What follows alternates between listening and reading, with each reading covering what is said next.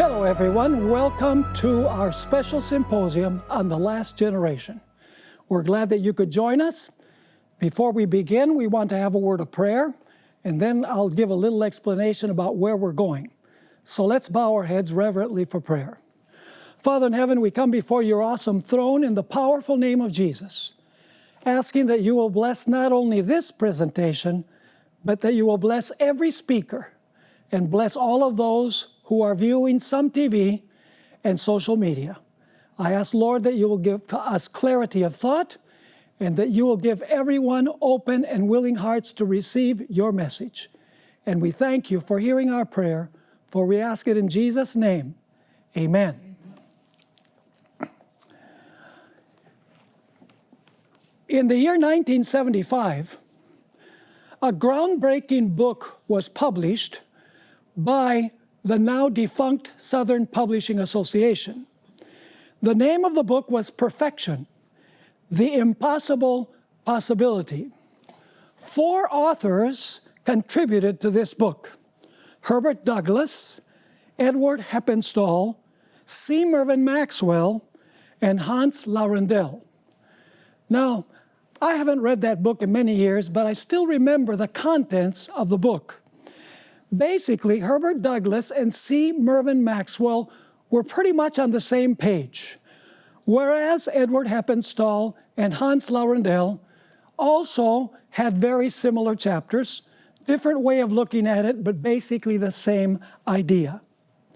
With this in mind, I would like to mention that these days, there are actually 2 views on last generation theology in the Seventh-day Adventist Church, of course, with minor variations.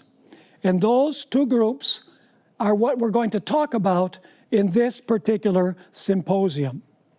Now, both of these groups have several things in common. First, both groups believe that probation will close before the second coming of Christ.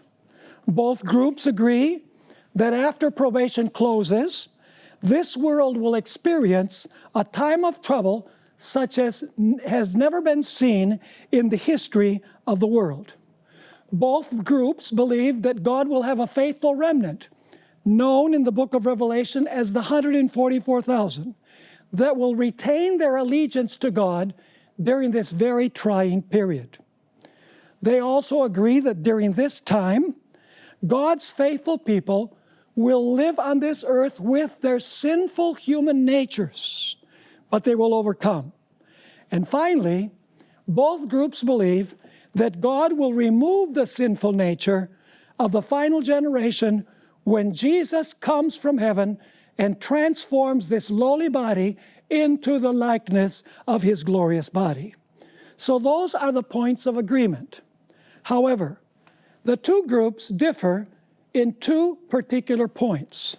First of all, the question is, will Jesus mediate or intercede for the sins of the faithful remnant after probation closes?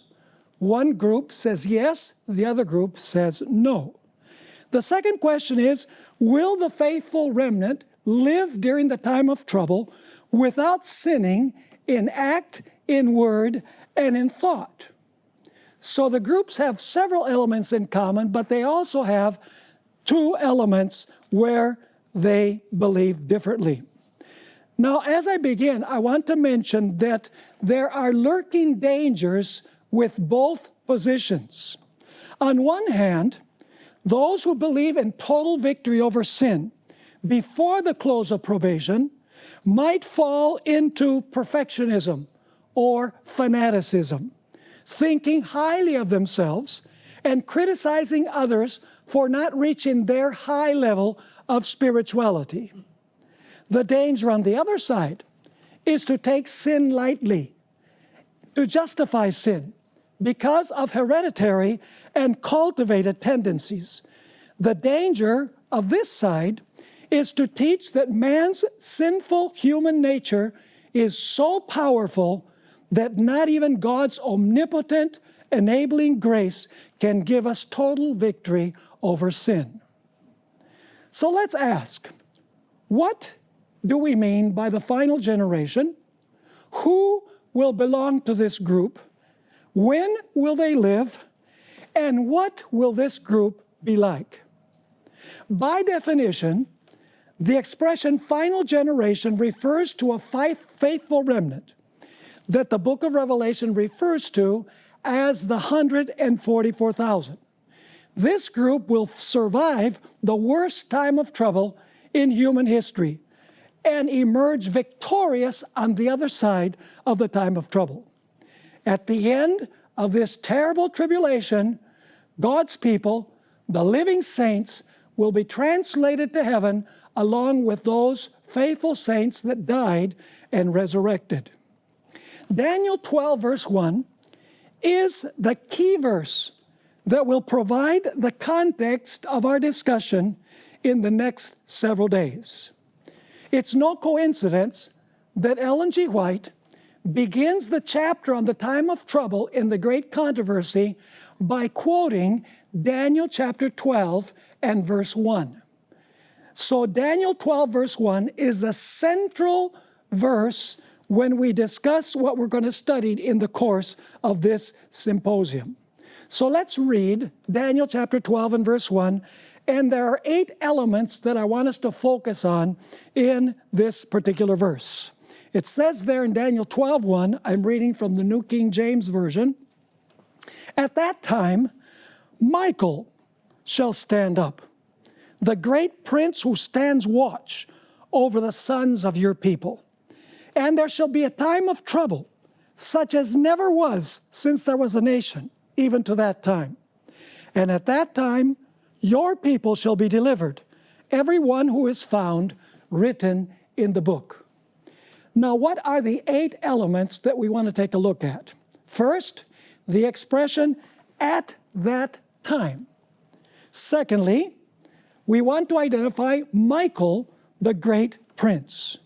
Then we want to understand what it means when it says that Michael shall stand up. What does stand up mean? What does stand watch mean? That's element number 4. Element number 5 in our study is going to be the expression, your people, Daniel's people. Who are Daniel's people? Are they literal Jews or are they spiritual Jews? The next point that we want to study is the time of trouble such as never has been in the history of the world. Then, number 7, we want to take a look at the deliverance of God's end-time remnant, the final generation who will be alive when Jesus comes. And then finally, we want to look at the expression, in the book, those who are written in the book. So we're going to take each one of these point by point, and we are going to see what they teach us about the final generation. First of all, let's take a look at the expression, "at that time," in Daniel 12, verse 1. Actually, when you look at the book of Daniel, chapter 12 and verses 1 to 3 need to be placed as part of chapter 11. Scholars have said that. They believe, and I think that the evidence proves it, that Daniel 12, 1 to 3 should be the conclusion of chapter 11. Because Daniel 12, verse 1 begins by saying, "at that time." So you ask, at which time? You have to go back to verse 44 of chapter 11. It says in chapter 11, in verse 44, this is at that time when Michael is going to stand up, "but news from the east, and the north shall trouble him." That is the king of the north, a symbol of the papacy. "Therefore, the king of the north shall go out with great fury to destroy and annihilate many." What are the tidings from the east and from the north? I wish we had a lot more time to go into it in detail. The message from the east is the sealing angel of Revelation 7 that comes from the east to place the seal of God upon the living saints that will go through the time of trouble. And the north is up. Satan wanted to occupy God's throne in the sides of the north. This is the loud cry of Revelation chapter 18, calling God's faithful people to come out of Babylon. And this message is going to infuriate the king of the north, symbol of the papacy. And when it appears that God's people are going to be destroyed, the living saints, the last generation is going to be destroyed, Michael is going to stand up. Now the question is, who is Michael? We'll come back to this in a little while. But Michael is actually a reference to Jesus. The name Michael means, who is like God. That's very important. Because if you go to the book of Revelation, you'll find that at the end of time, almost the entire world is going to ask, according to Revelation chapter 13 and verse 4, who is like the beast? So on one side you have Michael, whose name means who is like God, and in Revelation you have the beast, who is like the beast. And I would add, the name Michael means who is like God, and I would add, who is able to make war with him. And in Revelation chapter 13, who is like the beast? And Revelation chapter 17 says that the Lamb will make war with him. And so Michael is a symbol of Jesus Christ. Now, what does it mean that Michael stands up? What does the expression stand up mean? The answer is that every time this expression appears in the book of Daniel, it refers to a king beginning to reign over a kingdom. In other words, stand up means that at this point, Jesus is going to begin to rule or to reign over his kingdom. However, he cannot begin to reign over his kingdom unless it's been shown who are members of his kingdom. And it's the investigative judgment before the close of probation that reveals who are the subjects of his kingdom. When the number of the subjects is made up, then Michael stands up, which means that probation closes.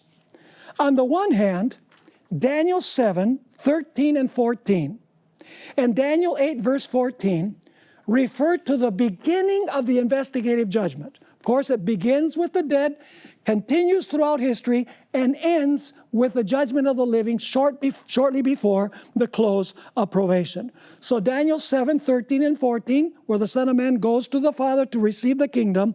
Daniel 8, 14 gives us the date, unto 2300 days, and the sanctuary shall be cleansed.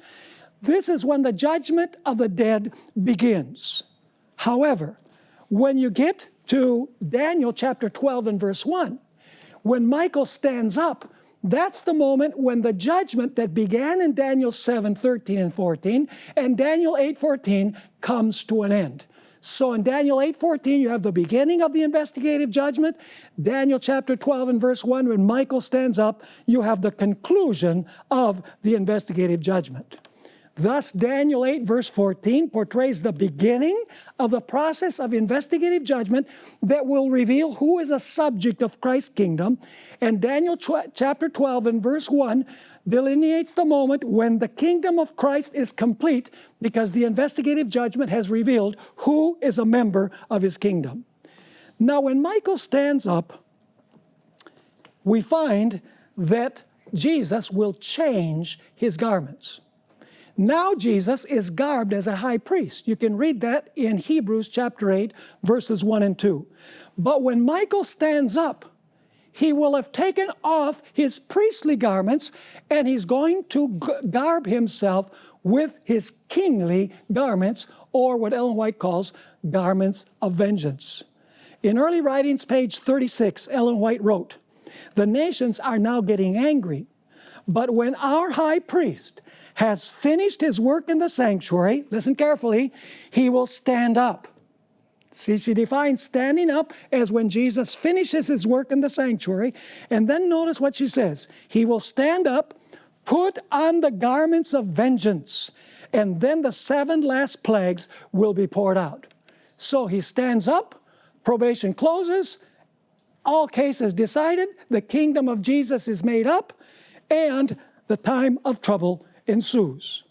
Ellen White, in early writings 281, also wrote that Jesus will be clothed with his garments as a king. Not only garments of vengeance, but garments as a king. This is how Ellen White wrote in early writings 281.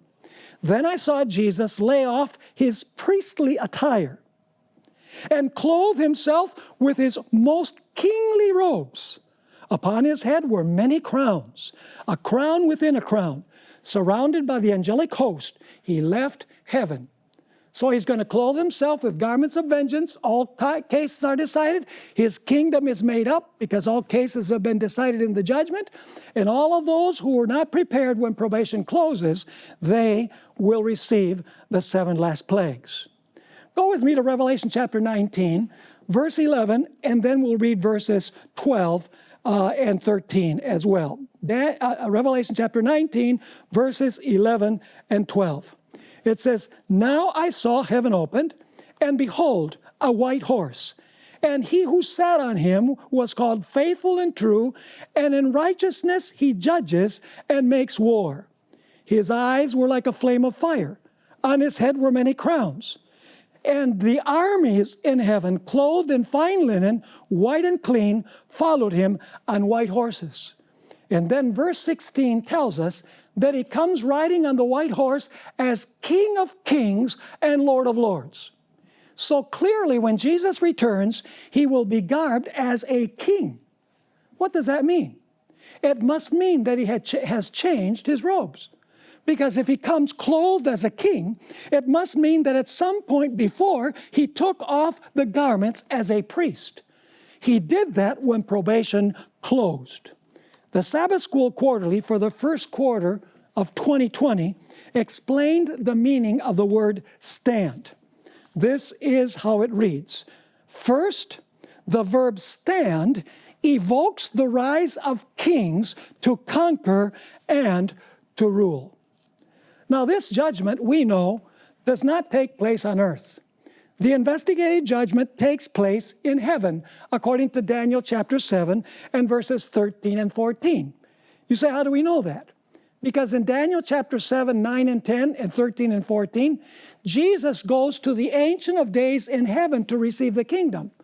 This means that Jesus performs the work of investigative judgment in heaven, and when the investigative judgment is finished, then he stands up. Let me just read you a statement that we find in early writings, page 280. I'm going to add a few explanations in brackets to make sense out of the statement. At the close of probation, every case has been decided for life or death. While Jesus had been ministering in the sanctuary before probation closes, the judgment had been going on for the righteous dead and then for the righteous living. When probation closed, listen carefully, when probation closed, Christ had received his kingdom, having made the atonement for his people and blotted out their sins. Now, listen carefully. Christ had received his kingdom, having made atonement for his people and blotted out their sins. What does that mean, he had received his kingdom? She explains now. The subjects of the kingdom were made up. In other words, the number of the subjects had been determined in the pre-advent investigative judgment. And then she writes, the marriage of the Lamb was consummated. So the marriage between Christ and the totality of his people takes place in heaven, not on earth. When the kingdom of Christ is complete, when he's revealed who belongs to his kingdom, then his kingdom or his bride is complete. And now Jesus can take the kingdom, or Jesus can marry his bride, is another way of saying it. Now, Jesus told several parables where he indicates clearly that before the close of probation, he is going to determine who is a subject of his kingdom. Let's notice Luke chapter 19 and verse 12. Luke 19 and verse 12. This is the famous parable of the minas. And it says there, a certain nobleman, that's Jesus, went into a far country, that's the ascension of Christ to heaven, to receive himself a kingdom. So what did Jesus go to heaven for? To receive the kingdom. He doesn't receive the kingdom when he comes as King of Kings and Lord of Lords and becomes the Lord of this world. No, that's not at all. So it says a certain nobleman, Jesus, went into a far country, heaven, to receive for himself a kingdom that is from the Father, according to Daniel 7. And then it says, and to return. To return where? To the earth. That is the second coming of Christ. But he receives the kingdom in heaven. Another interesting parable is the one in Matthew 22, verses 1 through 14. And I'm not going to read that entire passage. It's the man who entered the wedding without a wedding garment. You know, the parable tells us that the wedding chamber becomes filled with guests because the gospel has been preached. People have accepted the gospel. They profess to serve Jesus Christ. But then the king comes out to examine the garments of the guests to see if they really deserve to be part of the bride, if they really are part of the kingdom. And there's an individual in there, according to the story in Matthew chapter 22, that does not have a wedding garment. By the way, the word that is used for the king coming out to see the guests is the Greek word theaomai. It does not mean merely to look or to see. It means to investigate or to scrutinize. So this is the investigative judgment. Now let me ask you, is this taking place after the second coming of Christ? You think somebody is going to sneak into heaven and then Jesus is going to come out and he's going to say, let's examine the guests. And he sees an individual and says, how did you make it to heaven? Go back to the earth. Of course not. This is a heavenly investigative judgment where the characters of those who profess God's people are going to be examined to see if they deserve to be part of the bride or if they deserve to be part of the kingdom. Kingdom and bride are interchangeable. Now let's notice another parable that Jesus told. Luke chapter 12 and verses 35 and 36. Explicitly, we find here that the kingdom is taken over in heaven. Jesus says in Luke 12, 35 to 37, let your waist be girded and your lamps burning, and you yourselves be like men, listen carefully now, who wait for their master when he will return from the wedding. The disciples are supposed to be what? They're supposed to be servants, according to this, who are waiting for their master to what? To return from the wedding. So where does the wedding take place? In heaven. And then Jesus returns from the wedding. So once again, let your waist be girded and your lamps burning, and you yourselves be like men who wait for their master when he will return from the wedding, that when he comes and knocks, they may open to him immediately. Blessed are those servants whom the master, when he comes, will find watching. And then comes the wedding supper, which does take place in heaven. It says there at the end of verse 37, assuredly, I say to you that he, Jesus, will gird himself and have them sit down to eat and will come and serve them. Are you seeing clearly that the investigative judgment determines who is a member of the bride, who is a member of the kingdom? When the kingdom or the bride is made up, Michael stands up, probation closes, and there's no changing of sides at that point. Now, when probation closes, the faithful on earth will have to live without a mediator for sin.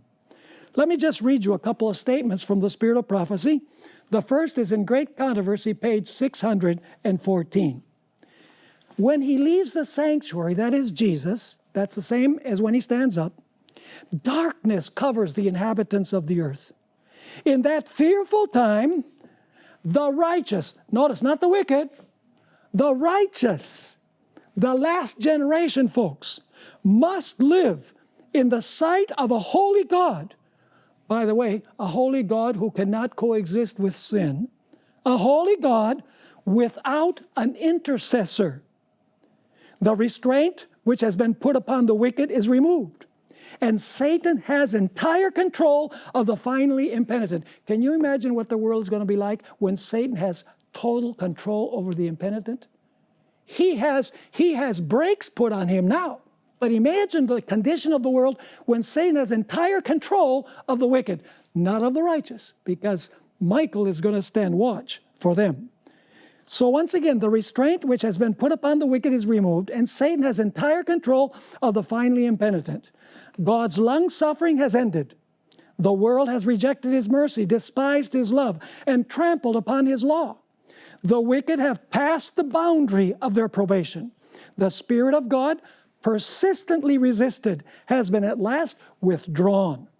Unsheltered by divine grace, they have no protection from the wicked one. So Satan's not going to stand up for them like Michael is going to stand up for his people. She continues, Satan will then plunge the inhabitants of the earth into one great final trouble, as the angels of God cease to hold in check the fierce winds of human passion. All the elements of strife will be let loose.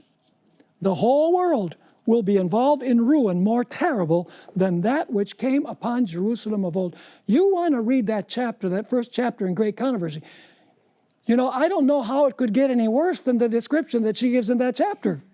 And yet she says the whole world, not Jerusalem, the whole world will be involved in ruin more terrible than that which came upon Jerusalem of old. Now, in this statement that we just read, Ellen White says that the righteous will have to live without an intercessor after Michael stands up during the time of trouble.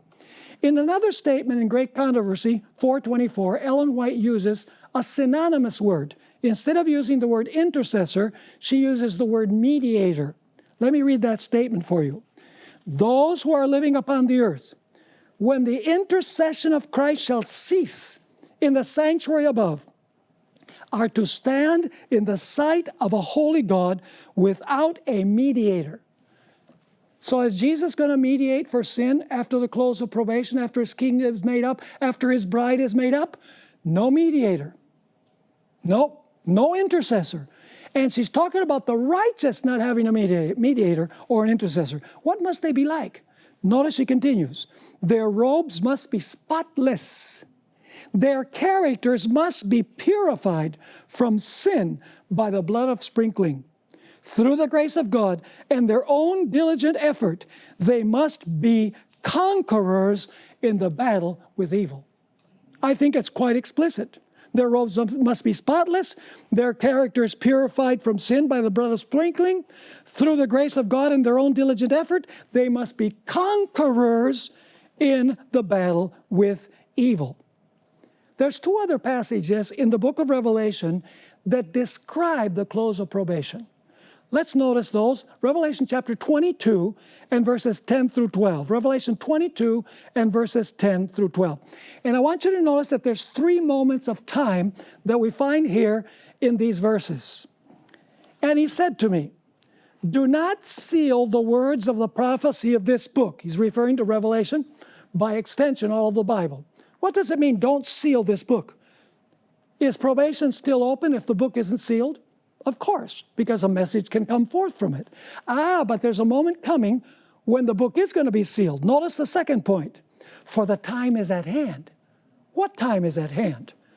He who is unjust, let him be unjust still. He who is filthy, let him be filthy still. He who is righteous, let him be righteous still. He who is holy, let him be holy still. And then you have the third event, which is the second coming of Christ. And behold, I am coming quickly, and my reward is with me to give to everyone according to his work. So probation is open while the book isn't sealed. Then you have the moment when the unjust will continue to be unjust, the filthy will continue to be filthy, the righteous will continue to be righteous, and the holy will continue to be holy. Notice also Revelation 15 and verses 5 through 8. Revelation 15, 5 through 8. This is also describing the close of probation. Before I read it, let me ask you, can we enter the heavenly sanctuary today? Well, of course, we can't enter there physically, but can we enter there mentally? Can we enter to where Jesus is, where our mediator is? Absolutely. Is the time coming when we're not going to be able to enter anymore and have him as mediator? Notice Revelation 15, verse 5. After these things I looked, and behold, the temple of the tabernacle of the testimony in heaven was open. Now listen carefully. In Revelation 11, verse 19, the temple in heaven is open to begin the judgment. Here the temple is not open to begin the judgment. Here the temple is open so that the 7 plague angels can come out. It says in verse 6, and out of the temple came the 7 angels having the 7 plagues, clothed in pure bright linen, and having their chests girded with golden bands. Then one of the 4 living creatures gave to the 7 angels 7 golden bowls, full of the wrath of God who lives forever and ever. And now notice the key verse. The temple was filled with smoke By the way, the word temple in Revelation is used 16 times. It always refers to the most holy place of the heavenly sanctuary. So it says in verse 8, the temple was filled with smoke from the glory of God and from his power, and no one was able to enter the temple till the 7 plagues of the 7 angels were completed. There's coming a time when nobody's going to be able to enter the heavenly temple after probation closes and the door of the heavenly sanctuary is opened for the plague angels to come forth. Now this is going to be a terrible period, the period of the time of trouble that the Bible describes. If God's people didn't have a protector, they would cease to exist very quickly. Now you'll notice in Daniel chapter 12 and verse 1 that Michael stands up for a special purpose. He stands up so that he can stand for. During the time of trouble, the king of the north will intend to destroy the living subjects of Christ's kingdom. And so Jesus is going to stand up so that he can stand for them or he can defend them. The shepherd will defend his sheep. The husband will protect his bride. The sovereign will protect his vassal, and the head will protect his body. Various versions describe this standing watch. Some versions translate guards or protects. You see, during this time, Jesus will not be a mediator for his people, but Jesus will be their defender or their protector. Because sometimes ministers give the impression that when probation closes, you're on your own, folks. No, God's people are not going to be on their own. Jesus did not say, and lo, I am with you always, even to the close of probation. He said, I am with you always, even unto the end of the world. And so, stand up means that probation closes. Stand watch means that Jesus is going to protect his kingdom. He's going to protect his bride.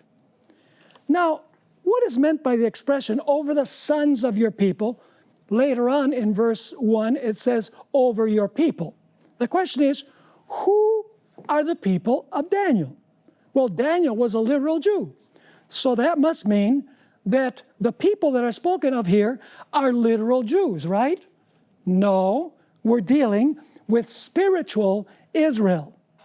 Of course, the question that people will ask is, what principle gives you the right to say that the expression, thy people in the 70 weeks, where it says 70 weeks are determined for your people, Daniel, that refers to literal Israel, whereas in Daniel chapter 12 and verse 1, thy people refers to spiritual Israel. What hermeneutical principle can you use to say that it applies literally in the days of Daniel and it applies globally and spiritually at the end of time?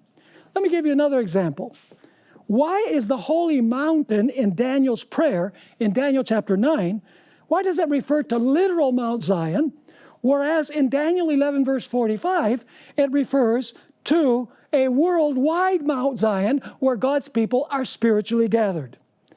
We find the answer to these questions by understanding that while the Hebrew theocracy was in place, Israel was local and literal. However, when the theocracy came to an end in the year 34, we must understand the word Israel as being spiritual and global.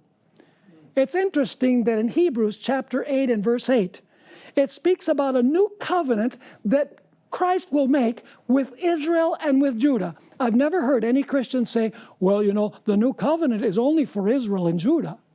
No, Israel and Judah there means all of God's faithful people. This is how it works out. Thy people in Daniel 9 changes from literal to spiritual Israel in Daniel 12 verse 1. And the holy mountain in Daniel 9 verse 16, which is the literal Mount Zion, changes to spiritual Israel, the church, in Daniel chapter 11 and verse 45. Now, that's point number 5. Let's go to point number 6. The key verse to understand the time of trouble in Daniel 12 and verse 1 is Genesis 32 and verse 7.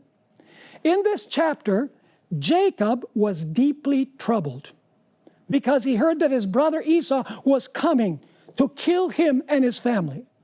However, this was not Jacob's main concern. He still remembered the sin that he had committed 20 years earlier by stealing his brother's birthright and by deceiving his father. And he feared that the sin was so great that God would not be able to fulfill his covenant promise to protect him from the wrath of his brother. The context clearly indicates that the angel that Jacob struggled with was none other than the angel of the covenant, Jesus Christ, also called Michael in Daniel chapter 12 and verse 1. You say, how do we know that? Because after Jacob struggled with the angel, we are told that he gave that place a special name. He called that place where he struggled with the angel, where the angel blessed him and changed his name, Peniel.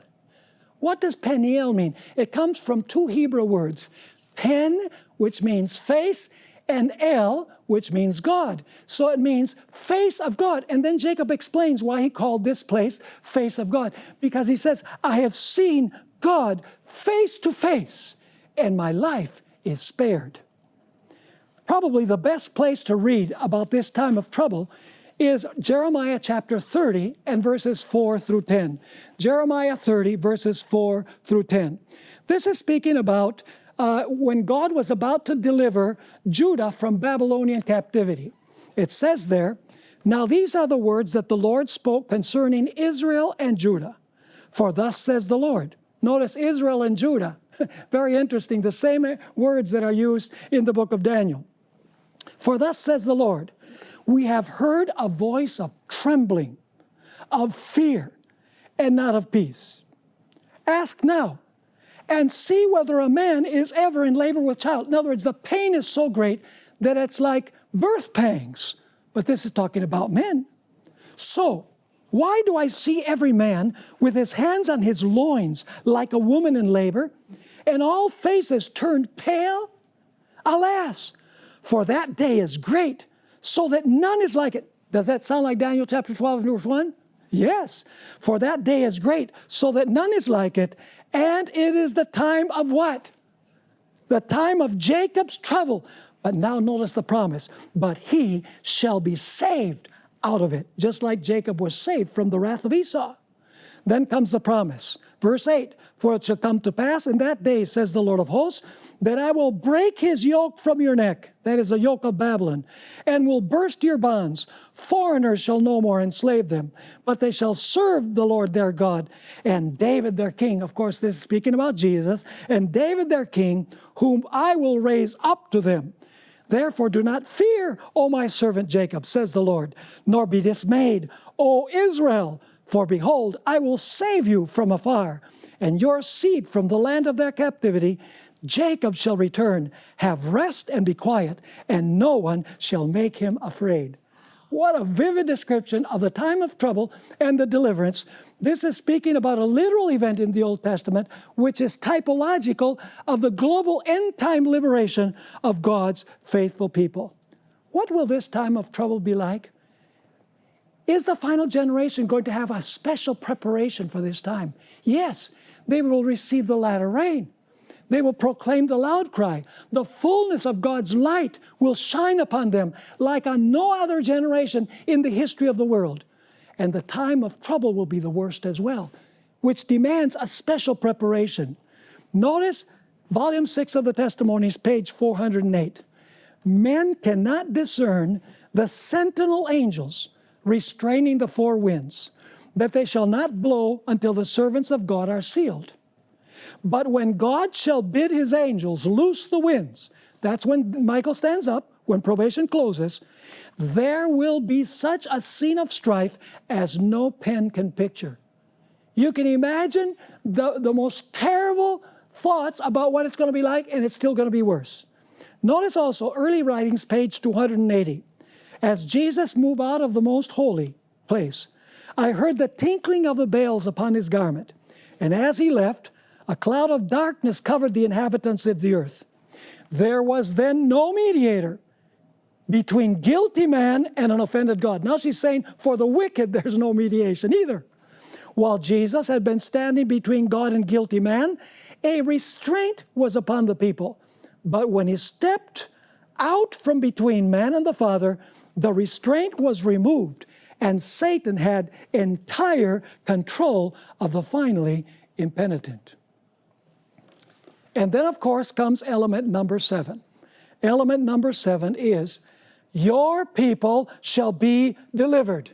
And of course, we're dealing with God's living saints at the end of time, the 144,000 that are all over the world. In order to understand the deliverance in Daniel 12, verse 1, we have to go back to Daniel chapter 3 and Daniel chapter 6, where the word deliver is highlighted. These two chapters have many points in common. They illustrate the trials, the faith, and the deliverance of the final generation. Notice, for example, Daniel chapter 3. Here you have a very close relationship with Daniel chapter 12 and verse 1, as well as Revelation chapter 13. In Daniel chapter 3 and Revelation chapter 13, we have the civil power raising an image, compelling everyone to worship the image. Whoever does not worship the image is subject to a death decree. In both of these passages, we have a faithful remnant that does not worship falsely. And in both of these places, Revelation 13 and Daniel 3, you find a wonderful deliverance of God's people from a fiery time of trouble. So let's examine these two chapters to find out what the deliverance is going to be like at the end of time. Now you know the story in Daniel chapter 3. The king raises up an image and he commands everyone to worship the image on pain of death. And there's 3 young men that are faithful to God, and they say, we will not practice false worship.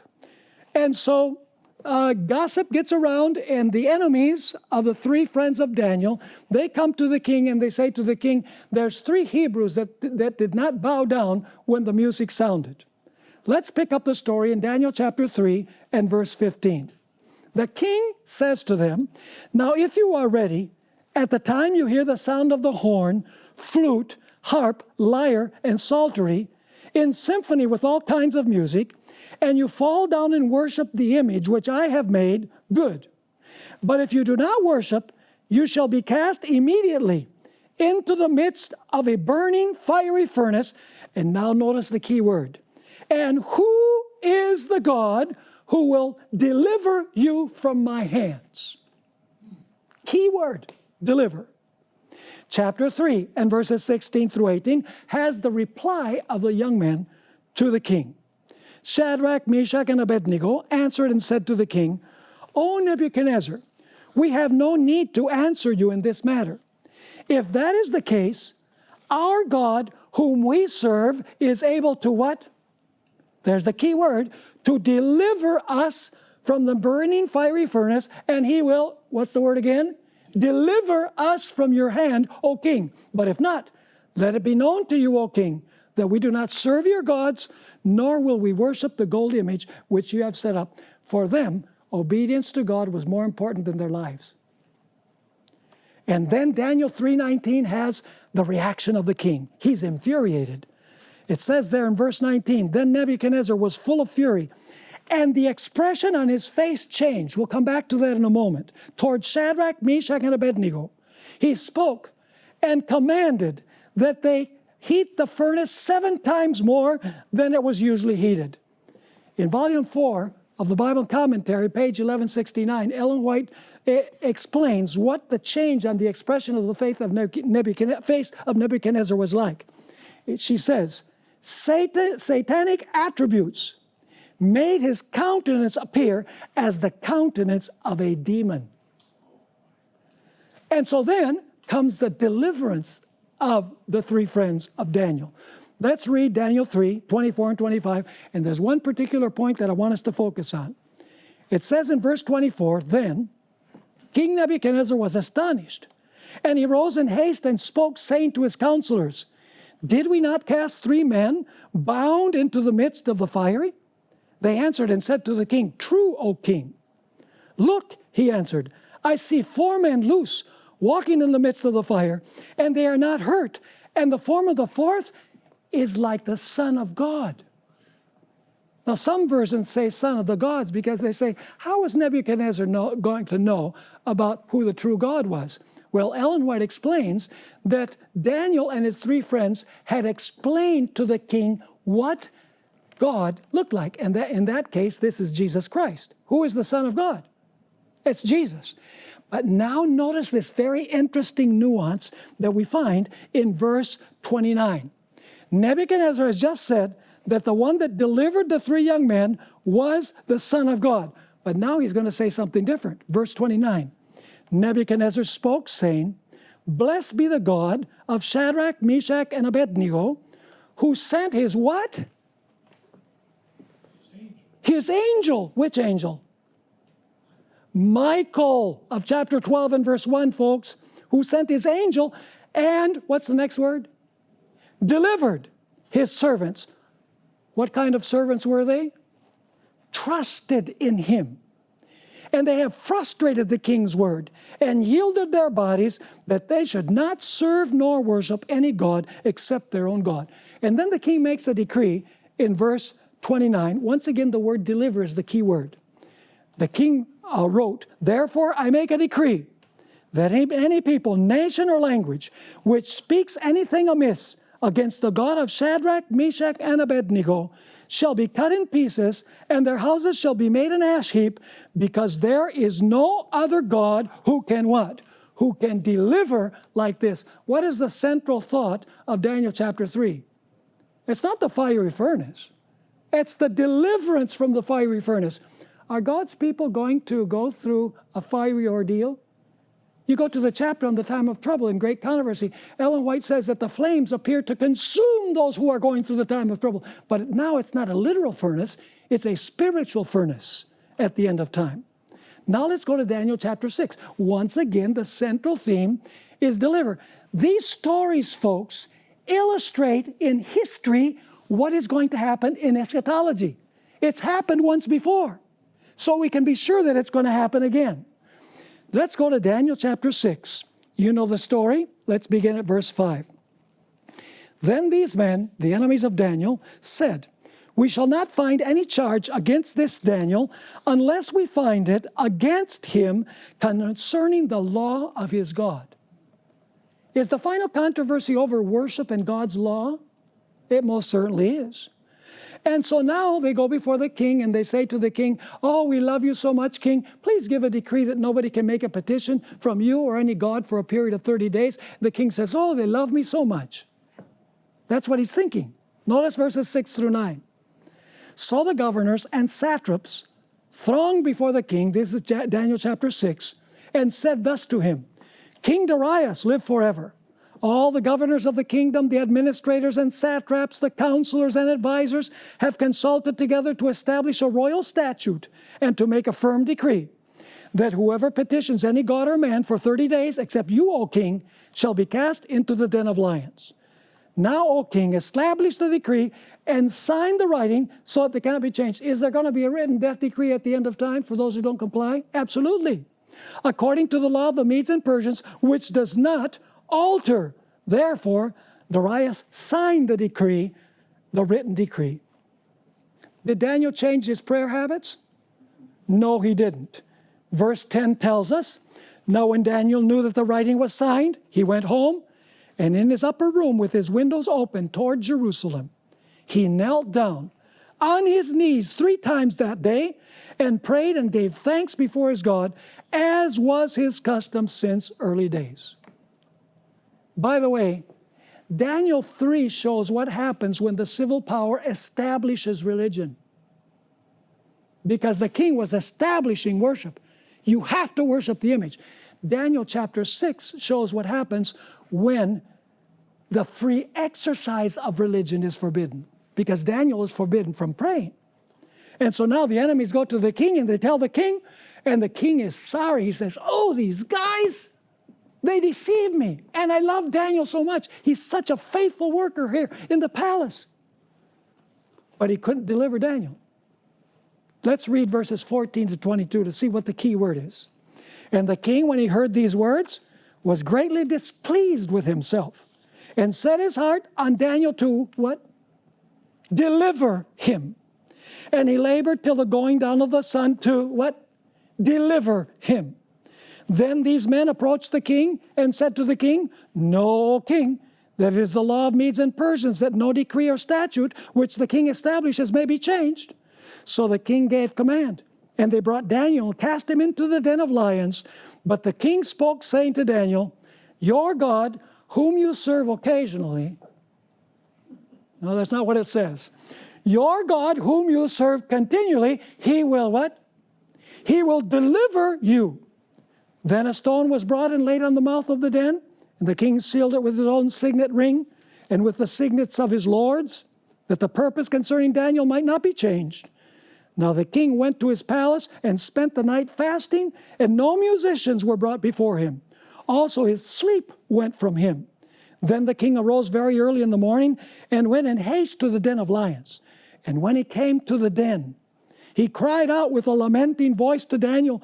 The king spoke, saying to Daniel, "Daniel, servant of the living God, has your God, whom you serve occasionally," no, it doesn't say occasionally, now and then, no, that you serve continually, "has he been able to" what?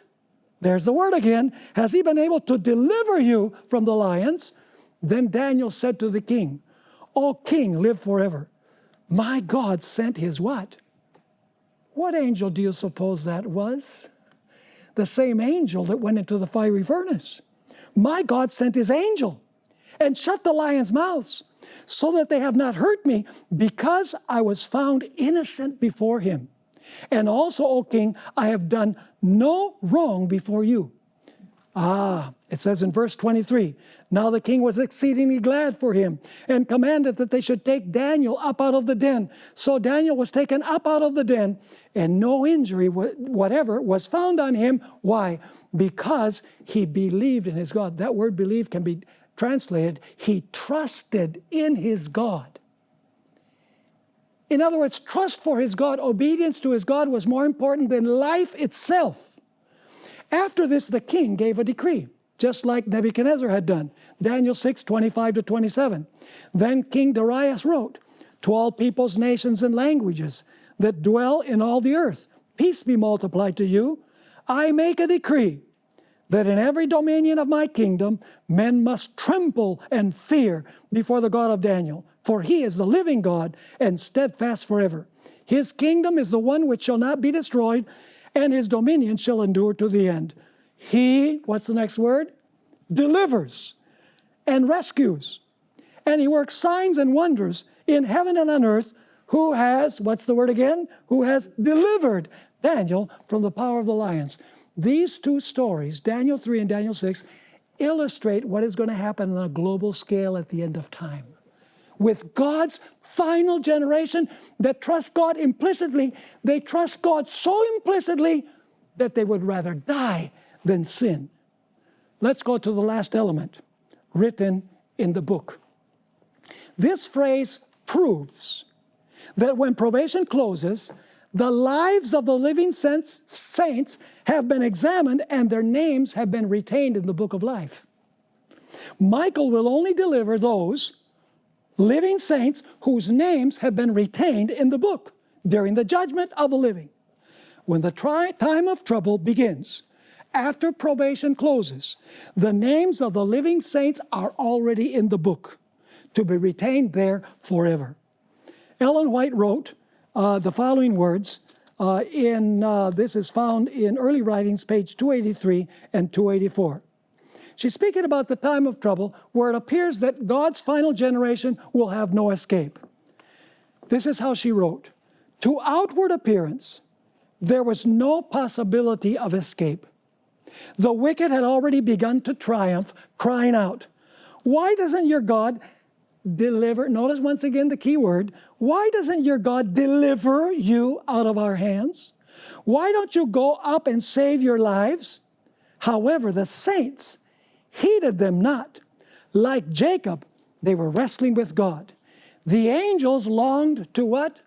There it is again, "to deliver them. But they must wait a little while longer. The people of God must drink of the cup and be baptized with the baptism. The angels, faithful to their trust, continued their watch, God would not suffer his name to be reproached among the heathen. Here she's referring to Joel chapter 3. Don't have time to get into that, but that chapter describes when the wicked gather around spiritual Jerusalem to try and slay the saints who are gathered there. She continues writing, the time had nearly come when he was to manifest his mighty power and gloriously, here's the word again, deliver his saints.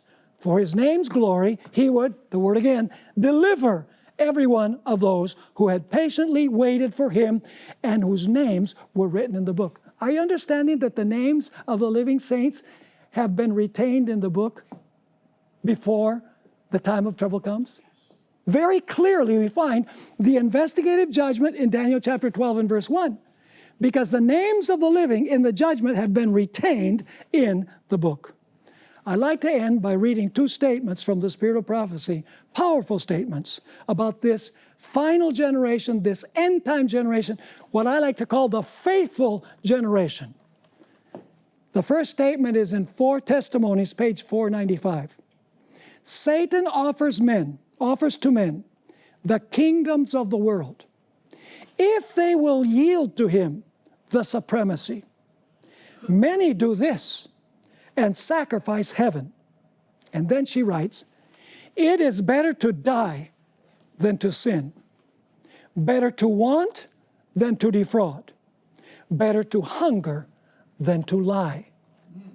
In another statement that we find in volume 5 of the Testimonies, page 53, those who would rather die than perform a wrong act are the only ones who will be found faithful. Folks, believing that there's an end-time generation that will totally be victorious over sin in action, in thought, and in word is not legalism.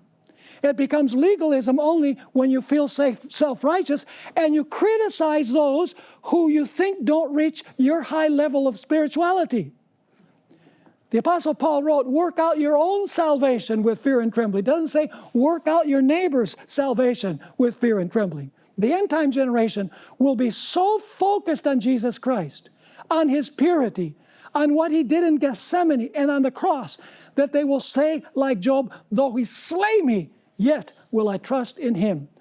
That is the only generation that will be able to go faithfully through the time of trouble and stand before the Son of Man, living when Jesus comes.